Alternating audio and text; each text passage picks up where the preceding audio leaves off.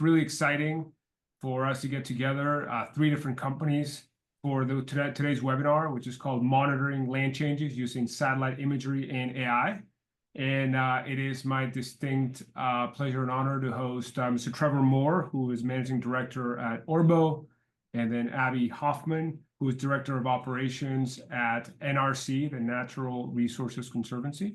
And then Mr. Gary McIntyre, who is a channel sales executive at Planet Labs. He's representing the satellite imagery side of things. So thank you so much for coming. It's going to be a relatively quick webinar. So we have about 15-20 minutes of content where we're going to share with you what we've done here, how we're using satellite imagery for the specific use case of monitoring changes for conservation easements. If you have any questions, please put them in the chat, or you can also raise your hand and we will invite you to ask your question at the end of the presentation. I am going to go ahead and share my screen really quickly right here.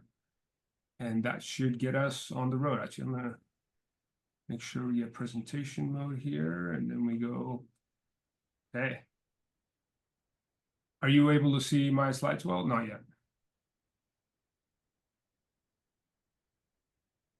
There we go. Are you able to see my slides now? Yes, sir. All right, fantastic. So again, we are, and my name, by the way, I forgot to say, is Pablo Fuentes. I'm co-founder and principal at MakePath. And I will also say a few words about how we were involved in this project. But without further ado, let's get it going here, and we'll pass it off to Abby Hoffman. Hi, everybody. As Pablo said, I'm Abby Hoffman. I'm the Director of Operations here at Natural Resources Conservancy. So a tiny bit of context about our nonprofit. We're a land trust that puts properties across the country in conservation easements that preserves the natural resources on that in perpetuity. So we have projects in 16 states across the country and over 30,000 acres that are included in our portfolio. So it's a rather large portfolio. One of our nonprofit's major roles is to monitor all of those acres and ensure that nothing has occurred on that land that might take away from the conservation integrity. So traditional monitoring, what we call boots on the ground, is incredibly difficult to do with a magnitude of our portfolio, as well as we have a pretty small staff. We're only 5 individuals here at NRC. So traditional monitoring solutions involve a ton of travel that include flying and driving, which creates a pretty large carbon footprint, which is exactly what we're trying to avoid as a land conservancy. Additionally, if an individual is out on a property and trying to monitor and walk a 300-acre property and get a picture of what happened in that last year, you could walk that entire piece of land for days and still not see a full story of what actually happened there in that past year. So after we do collect all that data, though, we would need to put an annual monitoring report together. Traditionally, we would have to use 3 different platforms to piecemeal a report together. And a lot of times those reports that we came up with had a different feel depending on who was actually writing the report. It definitely lacked a certain consistency that was needed to have a streamlined report. And in general, it was just a really cumbersome way to handle a major part of our organization. We just knew there had to be a better way to go about monitoring this land and being able to do that in a sustainable way. So that is where Orbo came into being. So next slide, and I'll kick it over to Trevor Moore. Hi, guys. Yeah, so our goal was to take these pain points of NRC and try to find a solution. Started with an idea, but ultimately, we wouldn't have been successful without being able to partner up with Gary and Planet and Pablo and MakePath to achieve this goal. So what is Orbo? So the idea was to create this centralized platform for not just monitoring, but also just project management in general, with a real emphasis on this goal of getting the imagery and making it accessible to everyone in the organization. And as a larger goal to accessible for every size of organization with varying budgets. Again, when we started this, one of the things we really focused on was the imagery. And as we got into it, we realized the project management side was just equally as important. So we really combined those 2 ideas into a user-friendly dashboard. And you can go to the next slide, Pablo. With the real goal on the streamlining workflows to save costs and time for an organization. So we incorporated some AI into it, helped generate some reports, change detection on the imagery that we bring in. All documents are stored in there. The AI automatically extracts restricted uses from easements, as well as a concise list of conservation values from baseline documentation reports. And it allows users from within the organization to all collaborate in a single space to help achieve their conservation goals. Again, big part of this has been the imagery, so I'll go ahead and kick it over there to back to Abby, and she can talk about how that affected them. Yeah, it's honestly completely changed the way that we are able to do business in a positive way. It's really eliminated almost all of the issues that we were having in terms of the traditional monitoring approach. We're able to have more uniform monitoring reports year over year, so we have a consistent way to review data, which is a really big deal for us. Because of Orbo's change detection and alerts, we can see when real time changes have occurred, as opposed to just checking up on that piece of property once a year. It's also allowed us to put more strategy into the way we care for those properties and how we operate as an organization. It's, like I said, it's really just changed the way that we've done business and made us more efficient, more streamlined. And I can't say enough about its praises. So next slide, and I believe it's Gary now. Yep. Thanks, Abby. So as Abby and Trevor kind of mentioned, there's many challenges with monitoring broad areas in a sustainable, scalable way. So our founders, 2X NASA scientists, set out on a mission to image the whole world every day, making change visible, accessible, and actionable, just basically providing the decision makers with the information they need when they need it to make those business decisions, those data-driven business decisions. And so how we get there is through agile aerospace. So it's just a cost-effective multispectral satellite production that we have honed. It has two particular satellites within the constellation right now that I'll speak to a little bit further within the next slide. But for this specifically, when with the agile aerospace, we're able to reiterate over time. So we work with our partners, MakePath, NRC in this particular case, hear what the market trends may be, but then pivot where we need to make sure that we are delivering the insights that the customers need, either the organization or that final end user. And so this is high frequency global coverage, near daily over the entire landmass of the Earth. And we are actually beginning to capture the open water a little bit more to address some of those use cases as well. Again, making the data scalable and consistent for each and every workflow. The data is analysis ready. One of the main focuses there is just to accelerate the time to value, to be able to leverage our data within your workflow without having to completely rebuild your workflow. And then finally, those modern APIs and cloud infrastructure. Geospatial data can be very cumbersome to work with. So in an effort to minimize this impact, our APIs can be harnessed to, again, just accelerate that time to value and ensure that you are able to stick within your workflow. And next slide, please. And so the two constellations currently in orbit right now are our Dove satellites as well as our SkySats. On the left-hand side, our Dove, it operates at roughly about 3.7 meter resolution. It is capturing the entire landmass of the Earth on a near daily basis. So it delivers those timely insights. It's quick and easy to access, but it's also customizable. Whether you are trying to monitor areas abroad or within the domestic US, but then also from that Dove constellation, we are collecting on a near daily basis. We do produce what we call base maps, which can be ingested at various cadences, weekly, monthly, and quarterly. And that's where we really kind of found an impact with the Orbo solution. And finally, from there, the SkySat is our highest resolution constellation. It is tasking operated where the customers are in the driver's seat to tell the satellite when and where to capture, the capacity plus low latency, the differentiated capabilities, but then there's just the transparency and ease of use is what really sets this particular constellation apart. So kind of in the perfect marriage, what we've seen is that you are monitoring a very broad scale area for that change that Abby and Trevor were mentioning. And then if needed and you need a more detailed look, that's where the SkySat can kind of paint additional colors. But if we're taking kind of a quick future look, we do have two additional constellations that are on the horizon. Tanager, which is our hyperspectral mission, as well as Pelican, which is going to operate at 30 centimeter resolution, significantly higher than our current SkySat constellation. More to come there. We do have two currently in orbit, but as you keep up with some of the agile aerospace that we practice within Planet, we will have those two future constellations in orbit shortly. But one of the other things that we've mentioned before I pass it to Pablo is that you have to ask yourself, what could you do if you were able to monitor change at this particular scale? What additional business questions could be addressed? Can we mitigate risk better? Can we decrease operational costs? Can we potentially increase revenue? And then what does that look like for the end user? As I had mentioned, geospatial data can be very cumbersome. So if you are the end user, as in your organization or customers past that, that's where MakePath can kind of come in and connect those final dots.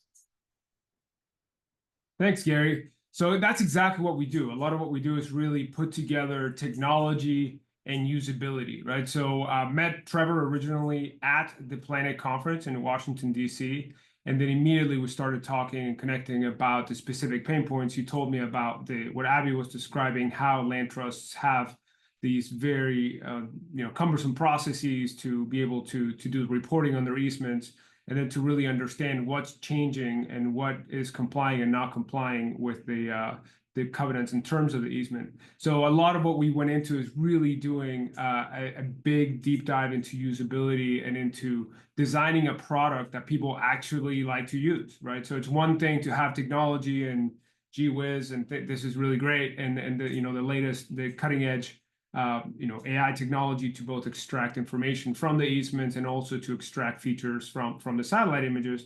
But it's a different thing to actually have a system that flows smoothly, that people like to use, and that actually solves the problem. So a lot of what we did, the work that we've done with Orbo and with Planet Data, is to figure out how to design this system that is that people enjoy using. We've also done a lot of work on the change detection side, which then allows us to I really love this term that Planet uses called the smoke alarm term, which is basically you use lower resolution, still very high resolution, but lower resolution imagery to identify areas where there may be an issue.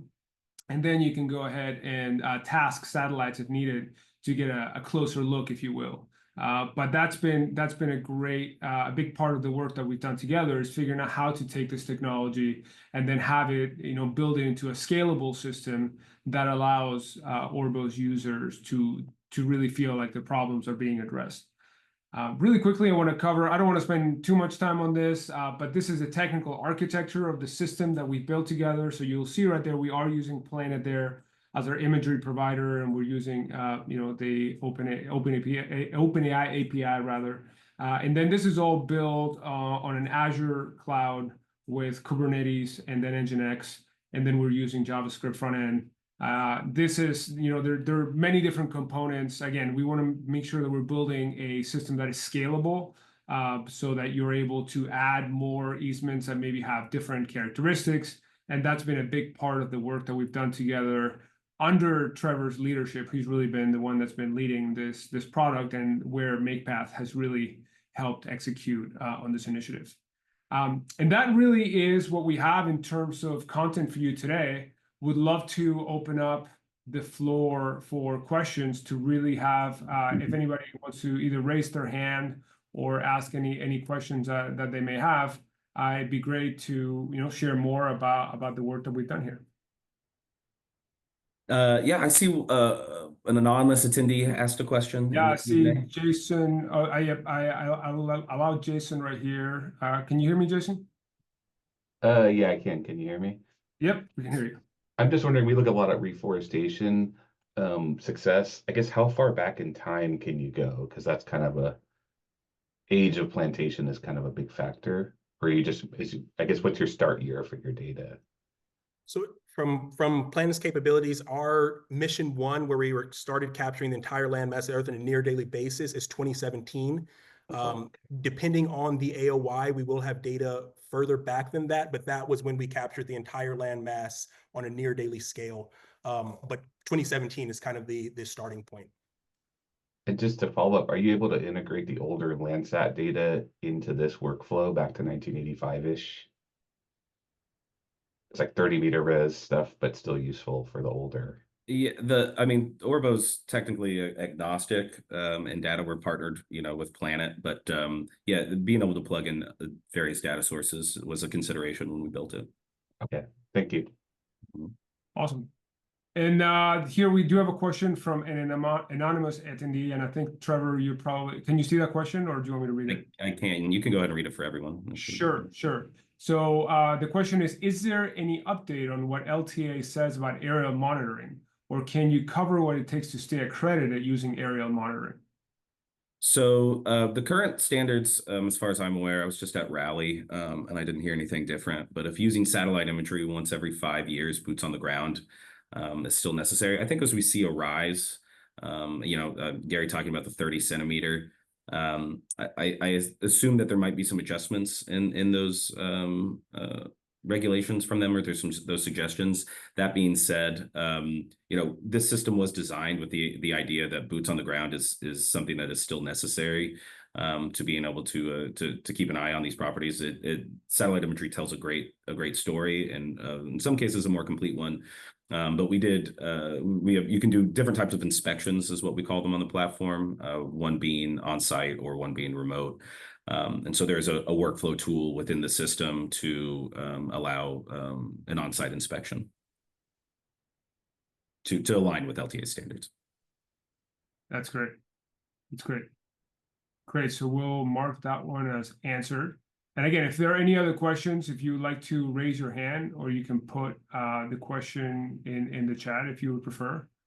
But yeah, until we see another question right here, can you talk a little bit more? I mean, one of the things that really struck me, right, is like how you had to spend so much time before going through these images visually. Like, tell me a little bit more about like this, like what is it meant to scale this? Like what is the impact in your day-to-day, and maybe contrast a little bit because you were working with planet imagery before you built Orbo as a system, and what is that kind of before and after and the contrast?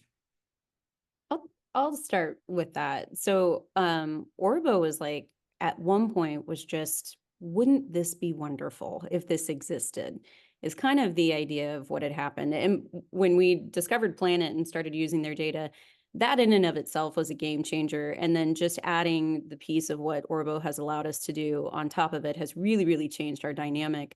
The capacity that it has given us and the bandwidth that it has given us back has been a really, really, really big piece of our organization. What Trevor was talking about earlier, the ability to be able to do the on-site report or the aerial monitoring is a really big piece of it too. And to the anonymous person's question, yeah, we want to make sure that we are doing things exactly as we should. And this just allows us to do it not only better, but in a more efficient way, in a more streamlined way. And that, again, that continuity piece was really important to us to make sure that as we go forward, all of our reports are going to have a uniform look to them.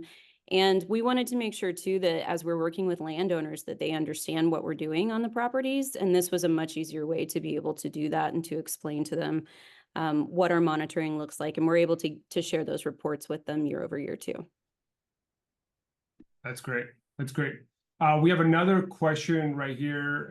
It says, Abby, how has Orbo helped you manage and organize all of the tedious documents? So I guess that's, you answer that a little bit, but I don't know if you have any color to add there too. Yeah. So like the old way of doing everything, you had to have multiple windows open. You'd have, handwritten notes. You would have so many different pieces of data that you were trying to put together into one report. That just by itself was a huge, huge lift for whomever was actually doing the reports. And that's for land trusts everywhere. That is not a problem that is just our land trust issue. That's for land trusts everywhere. With Orbo, once we have a project that begins, we can see the lifespan of that so much more quickly and just see a better picture of what's happening on that property. And then everything that we need to do is just in one place. It's unreal that land trusts have been around for so long and something like this hasn't already happened. And we kept looking around to try to find a solution that already existed, and there just wasn't. There really wasn't. So we're very, very thankful that this has happened for us and to us. So that's fantastic. Just to tag on to that, I mean, one of the real goals was to have both the project management and the imagery consolidated in one spot very, very easily. Again, this idea of having a centralized workspace for everyone in an organization or members from separate organizations that happen to be collaborating. I know this was a concern with NRC. Abby from NRC was co-holding easements with other land trusts. Here's a spot now that is very clear what is happening with the property, who's going out there, who's inspecting it, who's paying attention right now, and for these multiple organizations to collaborate and again in a single centralized platform was really the goal and provided a lot of value. That's great. That's great. And Gary, let me ask you this question. I mean, we're talking, there's folks on the attendee list here who are from the energy world, from the water management world. What are other types of use cases where this kind of approach with satellite imagery, what are you seeing at the cutting edge of this, use cases for this kind of data? Yeah, what's really interesting with some of the questions already as well, because I think we are at a point where even some of the regulatory agencies haven't quite caught up with the technology of satellite imagery, with just the commercial satellite imagery. So we're seeing use cases across the board from just monitoring change detection, whether that be monitoring water quality from multispectral data, in the energy sector, just looking for dirt being moved to understand if there are valuable minerals in this place versus that place. As Jason was mentioning, from a forestry perspective, just monitoring deforestation to reforestation and being able to see that change as it happens. And I think one of the things to highlight there is, I kind of mentioned in the presentation as well, there are several organizations that can handle the uplift of geospatial data, but when not, that's where partners like MakePath or end-all solutions like Orbo systems kind of come into play to kind of dot those I's and cross those T's. But I do think that it, as being a cutting edge technology within the commercial satellite industry world, we are going to see more regulatory agencies adopt satellite imagery. For instance, one of the largest regulations that just came across the board roughly last year with EUDR, where they are physically saying that satellite imagery is something that can kind of dot those I's and cross those T's. So as we look into the future, it will absolutely become a little bit more accepted across the board in various regulatory agencies. Okay, that's great. And Jason here in the chat, he also mentioned post-wildfire erosion monitoring, especially between areas that have been treated for erosion and also areas that have been untreated by burn severity. So that's an interesting use case as well. Yeah, absolutely. And even just understanding the vegetation health, to understand fuel loads, to understand if we are in an area where we need to prioritize boots in the ground because the health of the vegetation is more likely to burn at a higher rate than other vegetations. It's really just being able to streamline those operational efficiencies where possible. That's great. And can you also give some more detail? You mentioned the two different types of really kind of like the big two different types of imagery that you have, right? You have your SkyScats constellation and then PlanetScope. What are the best use cases for each one? What are you seeing and how are people using those similarly and maybe differently? Great question. So the PlanetScope is, the way I like to think about it, as a line scanner for the Earth. This is the one that is capturing on a near daily scale. So it is extremely great for monitoring and monitoring change, just understanding from a very binary perspective, has change happened on the ground? And for a lot of use cases, that absolutely is as far as you need to go. But for others where you need that more detailed look to understand what that change is, that's where SkySat can be tasked to tell that story. So to kind of recap with PlanetScope, it operates at roughly 3.7 meters. And you had mentioned it, Pablo, that is significantly higher resolution than the current public data sets. But the main differentiator there is the temporal resolution, how often it is being updated. And then SkySat operating at 50 centimeter resolution can really tell that story about what that change looks like on the ground. That makes a lot of sense. That makes a lot of sense. Hey, and Trevor, let me ask you this. I know that when we first started talking about building Orbo, it was the early days of really LLMs being implemented or available the way that they are today with APIs and the way that the models have been evolving. What have you seen? How has that changed your perception of how it's possible to solve these problems? To have LLMs available both on the document processing side as well as the image processing side. Yeah, this was one of the key points and the things you hear from, I mean, not just land trusts, but any nonprofit is budget. It's particularly with hiring. Just like mentioned, was at LTA rally just last week or the week before. And, that's the thing you're hearing constantly. It's just like, how do you engage volunteers to help you take on some of these challenges? Yeah. So, with this idea of building this platform and integrating AI, this idea is again, it's like, what if we trained an assistant that does X, Y, and Z for you, Sure. and it does it really well at a high rate, and that doesn't involve another body in the building, or particularly if you're dealing with volunteer work, those people aren't necessarily consistent as far as like year over year. They come in, they can do their time. That's not always the case, but this will do consistent work, alleviate some of those stresses.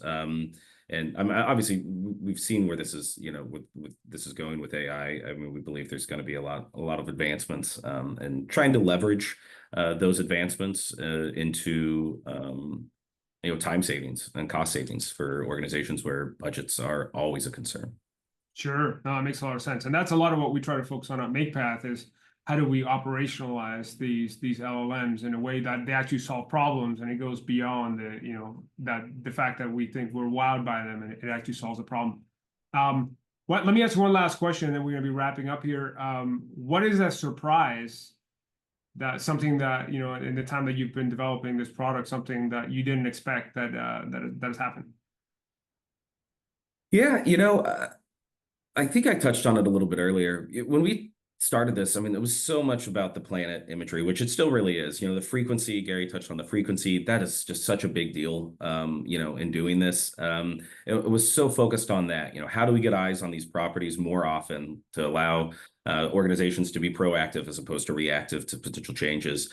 But as we got into it, realizing like there's so much more on the administrative side that is really tied into this monitoring, that we could help alleviate, and really focusing on the project management side, as this project's gone along. It's not what we anticipated when we started it, but the more we worked on it, the more we engaged with it, the more we realized like that's what it needs to really make this something special.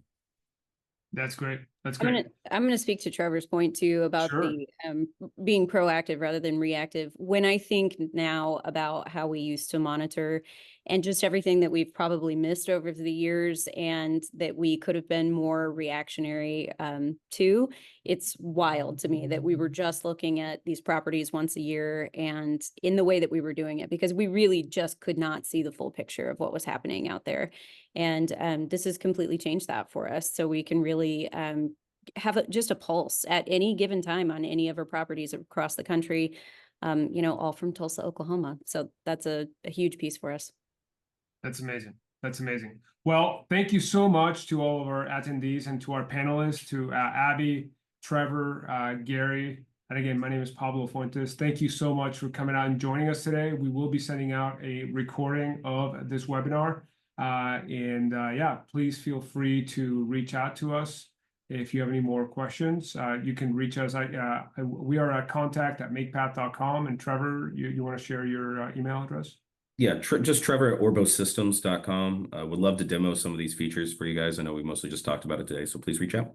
Sure. And Abby and Gary, if you want to share your contact info.